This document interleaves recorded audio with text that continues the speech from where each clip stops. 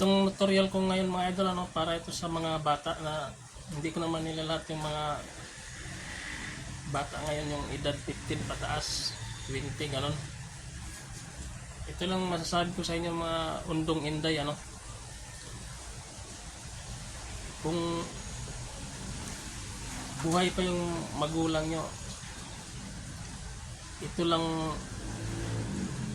sasabihin ko sa inyo para may kapulutan aral mga idol. Kasi karamihan ng mga bata ngayon sa totoo lang, hindi ko naman nilalat, walang respeto sa magulang mga idol. Kaya sabihin ko sa inyo mga undong inday, habang buhay pa yung magulang nyo, kung kumplito kayo sa parents nyo, nanay, tatay, magpakabait kayo. Kasi ito lang masasabi ko, mahirap talaga yung walang magulang. Katulad sa akin, ulila na akong lubos ng magulang. Hindi ko nga naranasan kung anong pagmamahal ng bilang ina, kasi namatay yung nanay ko almost 4 years pa lang ako. Kaya hindi ko nakapiling yung nanay ko na lumaki ako, mga idol. Kaya kayong mga bata, kung may magulang pa kayo, huwag kayong masyadong pasaway sa magulang nyo. Kasi masakit sa magulang na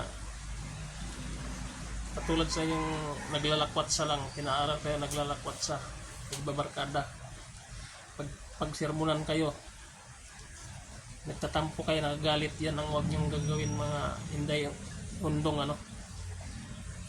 Kasi maganda yung may magulang, sa totoo lang. Pinakamahirap yung wala kang magulang. Yung pinapangaral ng magulang sa inyo, pakinggan yung mabuti yan. Kasi pagdating ng panahon, kung kayo na rin ang magiging magulang at magkaroon ng anak,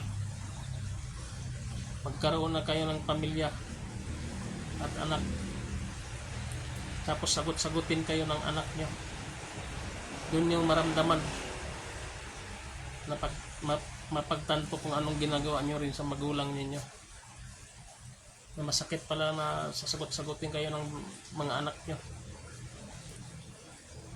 Hindi lang nararamdaman ng anak, pero kung yung iniisip ng magulang, mga idol, kung nasasagot ng mga anak, parang masakit sa loob. Kasi sa totoo lang nasabi ko ito mga idol, kasi ang pagdisiplina namin sa amin noon, yung maliliit pa kami ng disiplina, batas militar, minsan papaluin kami ng walis tingting na hanggang sa mabalik-balik yung walis tingting sa katawan. Pag nagkasala, paluhurin ng asin, paluhurin ng munggo, padipahin, lagyan ng bato kaliwa ang kamay, tapos minsan padapain, sinturunin. Pero hindi kami nagrebilde, karamihan kasi ng anak ngayon nagre-rebilde pagka pinapagalitan ng magulang. Yan ang wag yung gagawin yan, kasi hindi nyo alam kayo dinisiplina ng magulang kung gaano kayo kamahal. Kaya wag kayong pasaway, kasi masarap yung may magulang, sa totoo lang. Kaya kayo, huwag niyong bigyan yung magulang nyo ng tatay, nanay nyo habang kumpleto pa. Bigyan nyo sila ng yung ikakatuwa din nila sa'yo.